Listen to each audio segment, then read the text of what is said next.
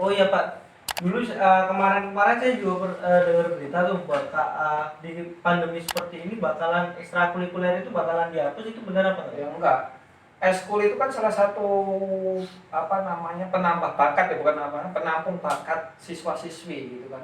Kita kan ada anak yang mungkin di pembelajarannya kurang, tapi di eskulnya dia lebih menonjol gitu. Kita tidak boleh membatasi anak itu dalam satu lingkup gitu ya.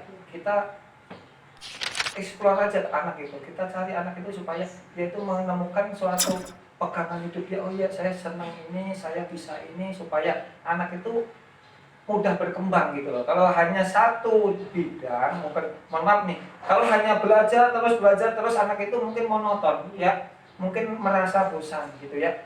Masuk jam 7 pulang jam sekian, masuk jam 7 pulang jam sekian, lama-lama bosan ya. Menjalani sekolah itu kan 3 tahun, bukan waktu yang apa ya singkat, tetapi kan panjang ya. Dari sosialnya kita lihat, dari perkembangannya kita lihat, gitu. Religiusnya kita lihat. Tapi nanti kalau memang di bawah 10 orang mungkin kita bisa melaksanakan gitu ya. Tetapi kalau nanti lebih dari 10 ya kita sip aja. Kita sip gitu ya. Ya seperti itu. Separuh ya, kayak nursing plan ini kan mungkin nanti banyak alat, tetapi kan yang digunakan mungkin jam ini setengahnya dulu, nanti jam ini setengahnya gitu. Jadinya seimbang ya. Nanti suatu ketika COVID hilang, kita sudah bisa memadukan. Karena sayang banget kalau sampai ekskul ditiadakan. Kayaknya sayang udah berjalan, anak-anaknya sudah mulai bisa, tetapi kalau kita tiadakan kan lupa lagi nih. Selama 6 bulan itu kan waktu yang sangat apa ya panjang dan membosankan 6 bulan itu. Dan kemungkinan kalau misalnya ekstrakurikuler dihapus, Asian Games juga ikut dihapus Ya Pak? semua, tapi kan Asian Games nggak bakalan dihapus, paling mundur kan gitu. Olimpiade pun juga mundur gitu, harusnya tahun ini jadi tahun 2021. Iya, karena ekstrakurikuler di sekolah itu dimanfaatkan sama anak untuk sarana Iya, mengembangkan bakat gitu kan. gitu, Selain pintar di akademik kan, akademik. kalau punya bakat di non akademik kan lumayan. Luar biasa, itu malah yang Biasanya juga berpengaruh juga ya Pak ya, untuk sangat masuk ke sekolah, masuk ke perusahaan, masuk ke kuliah itu sangat-sangat berpengaruh, apalagi prestasi gitu kan. Prestasi di tingkat kabupaten aja, mohon maaf nih, kita milih sekolah aja bisa. Apalagi tingkat provinsi, apalagi nasional. Mungkin kalau nasional langsung diangkat jadi PNS kan gitu. Kan seperti itu, dijamin diberikan rumah dan sebagainya itu. Nah, makanya ini mumpung masih sekolah, kita berikan namanya bakat tambahan gitu. dan semoga aja berita yang saya dengar itu tidak benar ya Pak. Oh iya. Semoga ekskul bisa Betul. kembali berjalan seperti semula. Ya, amin. Saya lanjut ke Pak Awal Pak. Ya. Terima kasih untuk penjelasannya Pak. Pak Awal, Ya. apakah kurikulum mempunyai evaluasi hasil belajar siswa Pak? Pasti ada dong. Evaluasi itu pasti ada dalam setiap proses pembelajaran, setiap kegiatan. Jangan kan kurikulum, siswa pun punya evaluasi sendiri terhadap penilaian anak dari kelas 1 sampai kelas 3 gitu.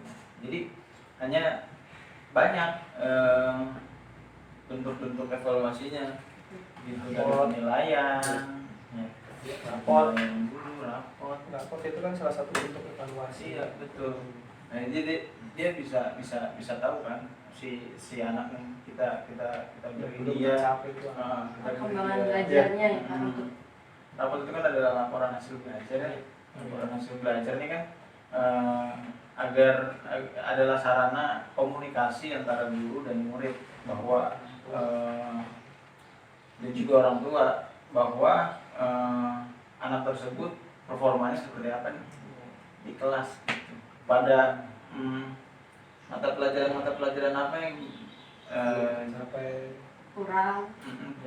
terus kekuatan paling kuatnya di mata pelajaran apa, di paling lemah di Ya. mana, yang perlu tingkatkan itu apa gitu. Itu salah satu bentuk media evaluasi ya, kurikulum. Terus juga kita menyesuaikan nih untuk di masa pandemi ini gitu kan, aspek-aspek tersebut pun nggak hilang, tetap diadakan gitu. Tapi Pak, buat proses pembelajaran selama pandemi seperti ini gimana tuh Pak? Kan banyak tuh yang wah guys kok libur nih pelajarannya ya. Jadi kan sekarang sih Gimana, pakai gitu kan? daring ya, pakai online ya, mulai dari pakai Zoom, WhatsApp atau aplikasi lainnya. Itu efektif nggak sih Pak sebenarnya? Oh, efektif sekali, apalagi kalau anak-anaknya mempunyai akses yang memadai, mempunyai akses yang cukup gitu, terhadap media pembelajaran daring ini. Karena kan seperti kita ketahui bahwa kalau belajar online, iya kita harus punya perangkat, kita punya device-nya dulu gitu kan. Ya gimana caranya kita mau belajar online di desa kita nggak punya perangkat, kita nggak ada gitu. Itu pertama. Terus yang kedua, secara sistem di laboratory udah cukup baik. Kita udah memaksimalkan dengan media-media yang ada seperti Google Application. Itu hampir seluruh media Google Application untuk education-nya udah kita pakai, dari mulai Classroom, terus juga ke Google Form, terus juga spreadsheet juga pakai. Itu adalah salah satu bentuk evaluasi tuh yang tadi ya kita bisa mengolah di spreadsheet juga. Terus juga ada Google Meet. Oke ya Google Meet untuk interaksi. Biasanya kita lebih fokus di mata pelajaran yang perlu interaksi seperti bahasa Inggris. Kita kan harus tahu pronunciation dia seperti apa, conversation dia seperti apa kan. Jadi kita nggak bisa hanya bentuk teks. Kalau teks kan dia cuma writing aja kan. Untuk readingnya ya kita juga harus tetap bisa interaksi gitu. Tapi kalau menanggapi siswa-siswi yang tidak mengikuti pelajaran jarak jauh itu gimana Pak?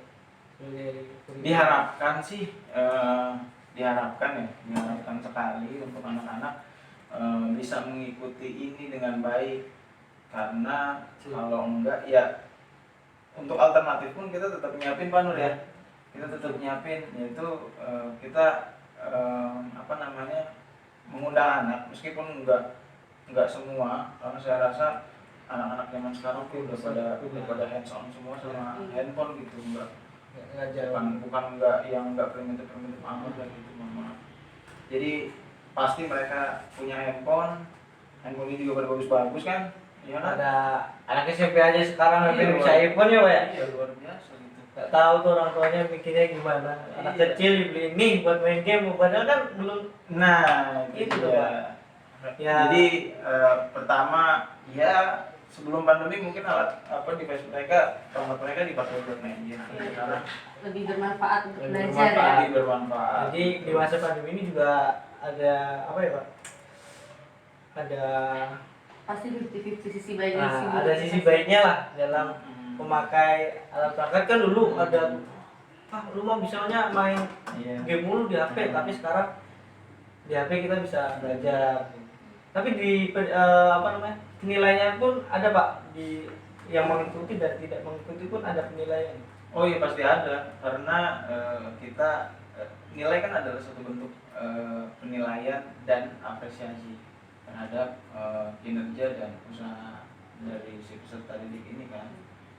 Kita juga harus apresiasi terhadap mereka yang udah berusaha untuk bisa mengikuti secara sesuai dengan prosedur yang udah kita buat. Lalu dengan yang belum bisa mengikuti prosedur yang udah kita rencanakan atau kita buat, ya kita buat sesuatu alternatif lain agar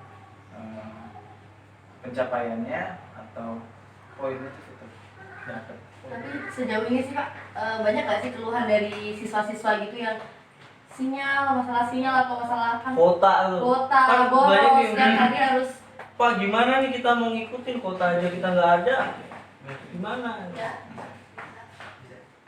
Banyak banget. Pertama yang paling banyak tuh masalah sinyal. Kalau kuota kita udah kerjasama sama orang tua. Kita udah prepare, kita minta buat orang tua yang mungkin kan sebelumnya buat jajan, Jadi terus dialokasikan dialihkan buat untuk kuota. buat kuota gitu, jadi nggak terlalu banyak. Tapi paling emang karena posisinya, karena kan sinyal beda-beda ya tempat kita di Indonesia belum stabil sinyalnya. Kadang di mana, di Karawang bagus, terus geser dikit misalkan ke daerah Subang agak kurang misalkan ya, kan beda-beda. Paling masalah sinyal sih, masalah sinyal. Kebanyakan sih. Banyak error gitu. Terakhir saya mau nanya buat Bapak. Hmm. Maksudnya pertanyaan dari saya ya. Oh ya. Apa sih yang jadi titik acuan untuk penilaian belajar online ini? Kan kalau belajar online ini kan tugasnya kan di rumah ya, dan banyak tuh kejadian yang ngerjain itu bukan si siswa tapi malah orang lain gitu. Iya. Itu gimana tuh? Dan pelajarannya pun ada yang searching Google, Pak. Iya. Itu gimana tuh, Pak? Gimana ya, kita kalau sampai ke sana nggak bisa monitor. Mm-mm. Bener, kita nggak bisa monitoring sampai sana. Tapi sebelum ini kan kita belajar nih, belajar masuk sekolah, kita tahu dong. Tanggung jawabnya. Guru itu, setiap guru itu pasti tahu. Oh. Dan mengukur Iya kan, kemampuan udah mengukur kemampuan siswanya. siswanya. Iya betul. Jadi match nggak nih antara misalkan dia pas ngerjain secara online yang kita nggak bisa kontrol gitu kan. Kalau di sekolah kan kita bisa kontrol kan. Pada saat ujian nggak ada open book, nggak ada perangkat apapun yang dipakai, sama semuanya. Kalau kayak gini ya kita cuma cukup ngasih aturan, tidak diperbolehkan menggunakan tidak diperkenankan dibantu dengan siapapun atau alat apapun misalkan. Itu udah satu himbauan yang kompleks menurut saya. Dengan siapapun, dengan alat apapun kan. Dia nggak boleh dibantu sama orang tua, dia nggak bisa dibantu dengan handphone lain atau laptop lain atau sarana informasi yang lain. Itu himbauan. Ya, himbauan. Kayak Prakteknya kayak dulu juga ada ya, Pak. UAS jangan membuka halaman lain. iya kayak gitu, itu paling itu gitu kan. Apalagi ini yang kita nggak bisa ngeliat dia. Kontrol ya. Tapi intinya gitu sih, kita setiap guru punya record sendiri anaknya itu, kita sesuaikan. Iya, menyesuaikan. Iya, tapi bukan berarti jawabannya benar terus meskipun anaknya motivasinya kurang terus nilainya jelek nggak gitu. Nah, kita juga tetap menilai anak itu sesuai dengan, seenggaknya dia ada usaha gitu. Dia meskipun kita nggak tahu dia dapat jawabannya dari mana, tapi Ada kemauan untuk mengikuti. ada kemauan untuk mengikuti. Itu yang paling penting di sekarang. Itu yang paling penting. Jadi kalian mau gimana pun caranya, yang penting belajar untuk tanggung jawab ya, Pak. Iya, yang Taati penting aturan. itu. Mau kalian, yang penting ikut, intinya itu, mengikuti setiap kegiatan atau setiap pelajaran yang dilakukan atau yang sudah diberikan oleh sekolah. Udah nggak ada lagi. Dalam masa ini kita cukup kita sama-sama mengerti. Siapa? Terima Ya, kasih. Nur, ya. Terima kasih banyak, Pak. Pak Nur, awal udah Ya. datang. Tapi Pak, ada pesan-pesan nggak untuk siswa dan siswi? Oh ada, buat siswa-siswi yang, buat adik-adik yang masih keder, yang masih bingung mau sekolah di mana, negeri atau swasta. Pemerintah sendiri udah bilang negeri sama swasta nggak ada bedanya. Iya nggak sih? Iya. Iya nggak? Sama aja sih. Sama. Benar nggak? Benar nggak? Betul. Metode pelajarannya juga sama, Iya. nggak jauh Lalu beda. gimana? Karena kurikulumnya juga sama ya. Iya. Ada matematika, ada bahasa Indonesia. Iya. Masa di negeri ada matematika, di swasta nggak ada? Ada dong. Iya kan? Kenapa enggak gitu kan? Iya.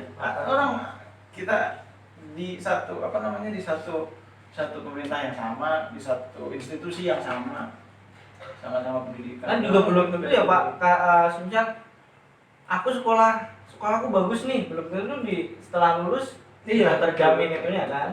Tinggal kemauannya kita sendiri mau dibawa kemana kita, Betul. kan. Jadi Pak untuk semuanya Iya, sama. buat adik-adik